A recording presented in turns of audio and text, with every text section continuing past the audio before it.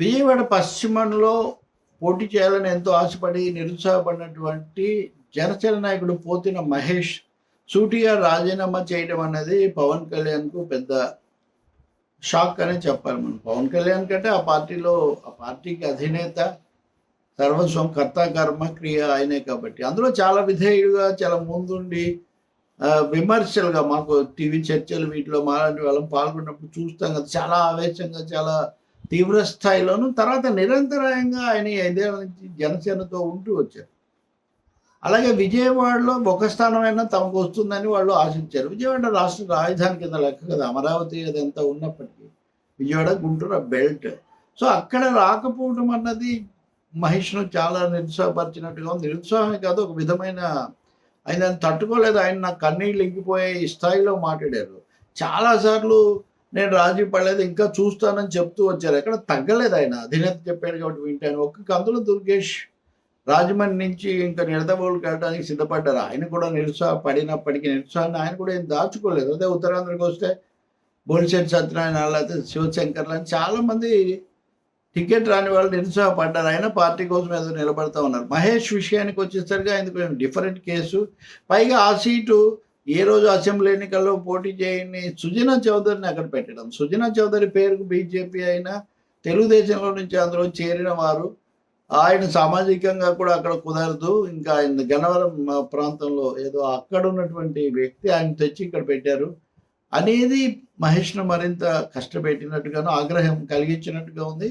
ఏదైనా అనేక రూపాల్లో తన నిరసన తెలిపి సిలువలు మూసి ఇవన్నీ చేశాడు. దాని నుంచి ఇప్పుడు ఎదురు తిరిగి రాజీనామా చేశారు. మీరు వైసీపీలోకి పోతారంటే ఎందుకు పోకూడదు, తప్పేముందని కూడా ఆయన ఎదురు ప్రశ్నిస్తున్నారు. సో ఏదైనా జరగవచ్చు, కానీ జనసేనలో ఈ విధంగా అనేక మంది విధేయులు, విశ్వాసంగా ఉన్నవాళ్ళు, నమ్ముకొని ఉన్నవాళ్ళు నిరుత్సాహపడటం, దూరం కావటం అన్నది చాలా కీలకమైన తీవ్రమైన పరిణామం. ఇది ఆ పార్టీని దెబ్బతీస్తుంది, ఎన్డీఏని కూడా దెబ్బతీస్తుంది. ఒక జనసేననే కాదు, అక్కడ ఆ బెల్ట్లో సోషల్ పొలిటికల్ ఈక్వేషన్స్ లేకపోతే ఇంజనీరింగ్లు చేద్దామని కదా పొత్తు పెట్టుకున్నారు. అది కాస్త ఇక్కడ భంగపాటుకు గురవుతుంది. ఒకవేళ ఈయన వెళ్ళి వైసీపీలో చేరితే అది మరింత తీవ్రమైన దెబ్బ అవుతుంది. తెనాలికి వెళ్ళి నేను మాట్లాడతాను, నాదెండ్ల మనోహర్ సంగతి అంతా అక్కడ చెప్తానని నేను. సో నాదెండ్ల మనోహర్ మీద చాలామంది ఇప్పుడు నేను చెప్పిన పేర్లున్న వాళ్ళందరికీ కూడా చాలా కోపం ఉంది. కారణాలు మనకు అనవసరం, అంతర్గతమైనవి. కానీ మహేష్ ముందుకొచ్చి తీవ్రంగా స్పందించటం వల్ల, నోరు విప్పడం వల్ల ఈ అసమ్మతులకు, నిరసనలకు మటుకు కొంత శక్తి వస్తుందని మనం చెప్పక తప్పదు. అది కూడా నడిబొడ్డు లాంటి విజయవాడలో వెనకబడిన తరగతులు, తర్వాత నగరాలు, ఇట్లా కొంతమంది కొంచెం ఎక్కువగా ఉండేటటువంటి ప్రాంతం. సాంప్రదాయకంగా తెలుగుదేశానికి ఏమి బలమైన నియోజకవర్గం కూడా కాదు ఇది విజయవాడ పశ్చిమం. కమ్యూనిస్టులు ఎక్కువగా గెలుస్తారు అక్కడ, ఒకసారి వీళ్ళు గెలిచారు. కాబట్టి ఈ పరిస్థితుల్లో ఉన్నదాన్ని వాళ్ళకి ఇస్తామని ఒక నమ్మకం కలిగించి చివరికి ఒక్కసారిగా లేకుండా చేయటం. మహేష్ ఒక మాట అన్నాడు, పోతిన మహేష్, 21 స్థానాలు మనకు అన్నప్పటికీ కూడా అందులో 10 మంది జనసేన వాళ్ళు, 11 మంది తెలుగుదేశం నుంచి వచ్చిన వాళ్ళని. ఇది నిజానికి ఏ పార్టీకి కూడా విశ్వాసం కలిగించదు, విమర్శనే తెచ్చిపెట్టింది. సో జనసేనలో చాలా మందిలో ఉన్న గూడు కట్టుకున్న అసంతృప్తిని, బాధను, ఆగ్రహాన్ని పోతిన మహేష్ వినిపించాడని మనం అనుకోవాల్సి వస్తుంది. తెలుగుదేశం జనసేన మీద రైడ్ చేస్తూ ఉంది అనే భావాన్ని ఇది బలపరుస్తుంది. ఈ భావన బీజేపీ కూడా వ్యక్తం చేస్తుంది. కనీసం బీజేపీ కేంద్రంలో పాలక పార్టీ కాబట్టి వాళ్ళ పెత్తనం, వాళ్ళ మాట చెల్లే అవకాశం అనే ఉంది. జనసేనకు అది కూడా లేదు. కాబట్టి ఇంత ఈనగాచి నకలవాలన్నట్టుగా మనం ఇంతకాలం మోసి పార్టీని నిలబెట్టి ఇప్పుడు పూర్తిగా తెలుగుదేశానికి అప్పగించామనే ఒక బాధ, ఒక ఆగ్రహం ఇట్లాంటి వ్యక్తుల్లో ఉంది.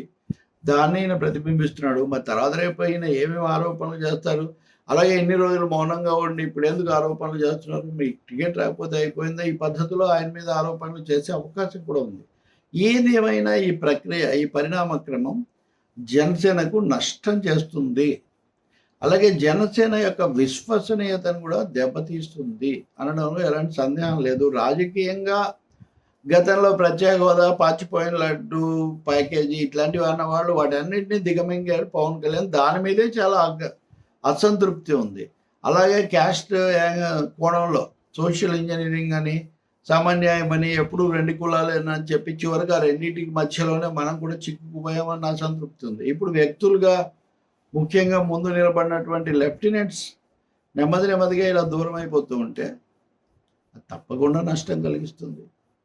విశ్వసనీయతను నిలబెట్టుకోవటం, అంతర్గతంగా నమ్మకం కాపాడుకోవటం, ఐక్యత ఇది చాలా పార్టీలకు పెట్టుబడి లాంటివి. ఇక్కడ అది బలహీనపడుతోంది.